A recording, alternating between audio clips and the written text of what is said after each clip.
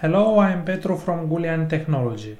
In this video I will discuss DNS resolution in Linux. So make sure to watch to the end. Don't forget to subscribe to my channel, like this video and visit my webpage gulian.uk. Let's get started. As you may know, DNS is playing a vital role in our everyday life. Every time when you open a web browser and want to visit a website, behind the scenes DNS resolution is taking place. In this video I would like you to shed some light on the steps that your Linux host is taking in order to convert user-friendly domain names like gulian.uk into its IP address. So let's start by explaining what DNS resolution is. DNS resolution is the process by which a domain name such as www.gulian.uk is translated into its corresponding IP address, like 192.0.78.136. As I mentioned, every time when you visit a website on your web browser, DNS resolution is taking place behind the scenes. If you want to perform a manual DNS resolution on your Linux host, just open the terminal and run a similar command: dig gulian.uk. In this output we have some very useful information. You can see the status of the query. We have no error, we have one query and we have two answers. There is no authority. This means that we received a non-authoritative answer. And what else we can see? Here is the domain name, here is the TTL record, TTL for the record, which is 300 seconds, 5 minutes. Here is the type of the record, which is an A record, and here is the IPv4 address. As you can see, there are two IPv4 addresses associated with the gulian.uk domain name. Here we have the query time, which is 11 milliseconds, the server which performed the DNS resolution, and here we have the protocol which was used, UDP in this case, and when this resolution took place. You have the information. At the same time we can see the message size. When Linux is performing the DNS resolution, a series of steps are accomplished for these tasks to be executed. We have a couple of files that we need to know about. First, the first file that you will need to check is the file /etc/resolve.conf. This is the file where you can find the name server which is configured for your machine. Right now we can see that the IP address 127.0.0.53 is the name server configured on this Linux host. This file is managed, as you can see here, by systemd resolved. You do not need to edit. For testing purposes, of course, you can edit and you can add a different name server. For example, if you want to add the Google DNS server, you can add a new record, a new line with the name server space 8.8.8.8, and your machine will use the Google DNS server for performing the translations. But this the record that you add will not be saved, because this file, as I mentioned, is managed by systemd, and if the service will be restarted or if your machine will reboot, the line will be removed from this file, because this file will be rewritten, regenerated. Okay, so every time when you want to check the name server that is configured on your Linux machine, you will need to check the file etc/resolve.conf. Another useful file that is used during the DNS resolution is the file /etc nslookup/nsswitch.conf. This file is a library that facilitates communication between programs and system databases, including DNS.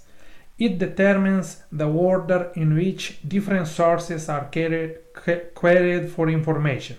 In the context of DNS, we need to check the hosts line. This line specifies the sources that are checked when we perform a DNS resolution.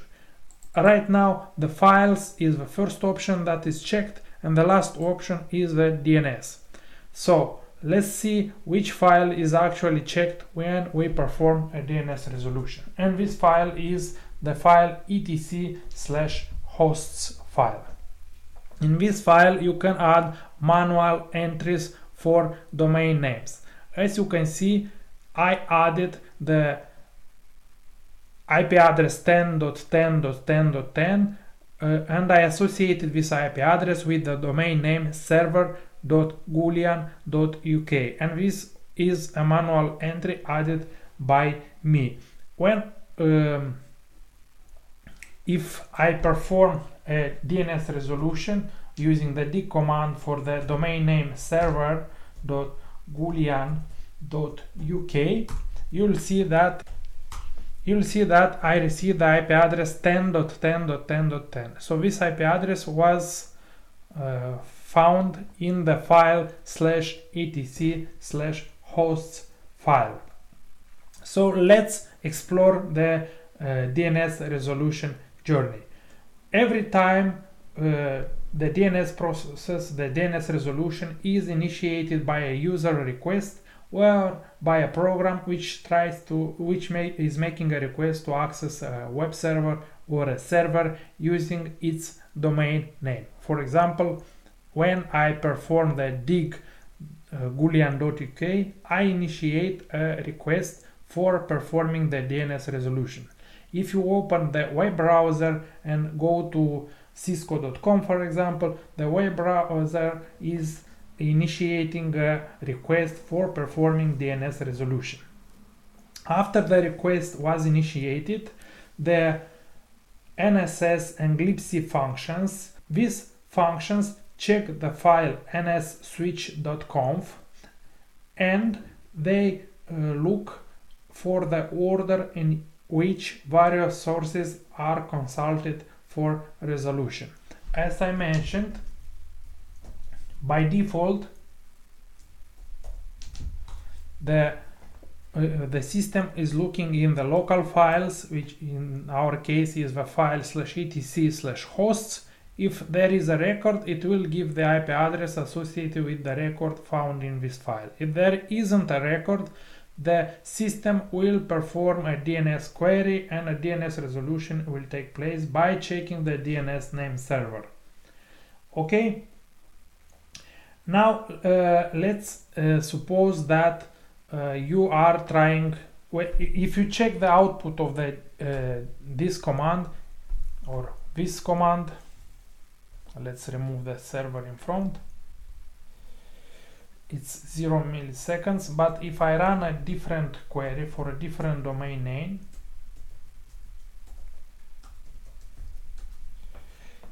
let's use aws.amazon.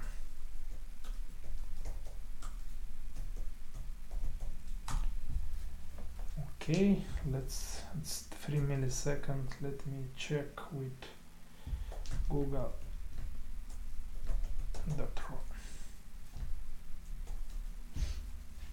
Okay, here the query time is 51 milliseconds. If I repeat the same query one more time, you'll see that the query time is 0 milliseconds. This is because there is, on every machine, there is a local cache, and every time you perform a DNS resolution, or the program that initiates the DNS resolution, the host is checking first the local cache. If it finds a record in the local cache, it will give the IP address found in the local cache. If there is no record in the local cache, the file /etc/hosts will be checked for a record. This file contains the manually added entries for different domain names. If after checking this file the system doesn't find anything, any record there, it will perform a DNS query and it will check the file /etc/resolve.conf for the name server that it needs to speak with. In our case, as I mentioned, in the resolve.conf we see that the name server is the server which listens on the IP address 127.0.0.53. This is a local IP address. This is the IP address associated with the local resolver, with the internal DNS tab resolver. We can confirm this by running the command sudo ss-tlpn pipe grep 53. Let me add my password, and we can see that there the systemd resolve with the PID 4606 is listening on the IP address 127.0.0.53 on port 53, and it should be a similar output if you check for UDP sessions. Right now, as you can see here, we have a similar session for UDP. DNS is using both TCP and UDP. If you have firewall rules configured on your Linux host or on your router or your firewalls, please ensure that you have a rule which allows traffic both for TCP and UDP on port 53. On working on cases with customers, I discovered that many customers are adding rules only for UDP traffic, but they do not have rules for TCP, and because of this, for time to time, DNS resolution is failing. Okay, so let's get back to the DNS resolution journey. As I mentioned, so first the local cache is checked. If there isn't a record, the local file /etc/hosts is checked. If a record is found there, the IP address is provided to the system or to the client which initiated the request. If there isn't a record in the /etc/host file, the system will check with the name server locally configured on the machine, and this name server is found in the file /etc/resolve.conf. When you perform when you work on DNS cases, you can use multiple utilities for performing DNS resolution. On Linux, by default, there are 3 utilities that you can use in order to perform a DNS resolution. There is the host utility, there is the nslookup utility, and there is the dig utility. Let's start by using the host utility. If you want to perform a DNS lookup, you can write the command host google.com, for example, and the host utility will perform the DNS resolution. Here in the output we can find the IPv4 address associated with the domain google.com, the IPv6 address associated with the domain google.com, and here we can see the address of the mail server which is associated with the domain google.com. If you want to specify a different DNS server when you perform the DNS resolution with the host command, you can add the new DNS server after writing the domain name. For example, let's use the Cloudflare 1.1.1.1 DNS server for DNS resolution. So I will write host google.com space 1.1.1.1. When you specify a different DNS server, in the output you can see which domain name server was used. So the name of the domain of the name server is this one, and the IP address and the port is this one, is 1.1.1.1 port number 53. The output is almost similar. It's different because the Cloudflare is using Anycast and I received a different IP address which is closer to my host. But as I mentioned, if you want to perform use a different DNS server, when you perform a resolution, you add the name server after the domain name. Okay, if you want to check for a different record type, or if you want to check for a specific record type with the host utility, you run a command like this: host-t, specify the type of the record that you are looking for. In my case, I will specify the I'm looking for mail records. MX record is for the mail, and I will check the mail record for the domain cisco.com. As you can see in the output, cisco.com mail is handled by, and we have the address of the mail server. 10, 20, and 30 is the priority. So from this list, based on the priority, only a single server will be checked. In our case, the lower the priority, the lower the number, the bigger the priority. So this record will be checked first. If this server is not reachable, the second record will be checked.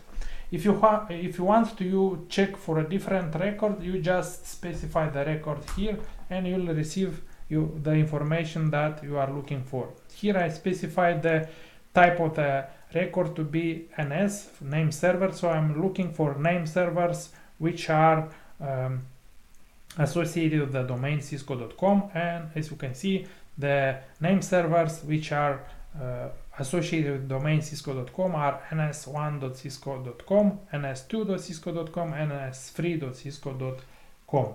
The same information can be found with the nslookup.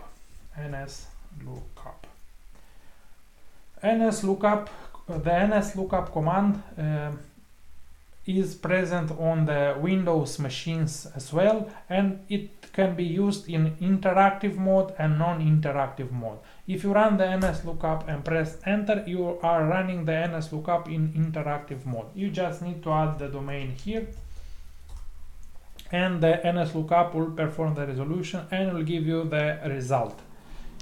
Let's check for a different domain. You can see the output is given to you. If you want to exit from the interactive mode, just press Ctrl-Z and the nslookup will stop. You can use nslookup in non-interactive mode. For this, you just run nslookup and specify the domain name, nslookup gulian.uk. Here is the server that performed the resolution, and here is the IP address and the port. And here are the non-authoritative answers which are given by the DNS, and this is the domain name and this is the IPv4 address associated with the domain gulian.uk. If you want to specify a different server with the nslookup, you just repeat the command, leave a space and add the DNS server that you want to check. Let's use a 1.1.1.1 Cloudflare DNS server. As you can see, the server is 1.1.1.1. No, it is not the local server, and it is listening on, the server has this IPv4 address and is listening on this port, and here are the name and the IPv4 addresses associated with this name. If you want to specify a specific, if you are looking for a specific record, for information for a specific record, with the nslookup you can run the following command: nslookup query type, specify the query that you are looking for. Let's say we are looking for the IPv6 addresses, the IPv6 address associated with the domain cisco.com. In the output, we receive only the IPv6 address associated with the domain cisco.com. The same command can be used for MX records or for NS records. Another utility that you can use for performing the DNS resolution is the dig utility. I use this utility mostly during my day-to-day activity because I like it more. It gives you more information. So here you can see the status of the resolution. We have no error. We can see that there is one query, 2 answers. The authority is 0. This means that we received a non-authoritative answer. And what else you can see? We can see here is the domain name in the answer section. Here is the TTL, which is 300 by default, 300 seconds. Here is the type of the record, which is A. And here is the IPv4 address associated with the domain name Gulian.uk. Here we have the query time. It is 0 milliseconds because we use the local cache. Here is the server which performed the DNS resolution, and as you can see it used the UDP protocol. Here we have the timestamp for when this resolution was performed, and the message size of which is 70 in our case.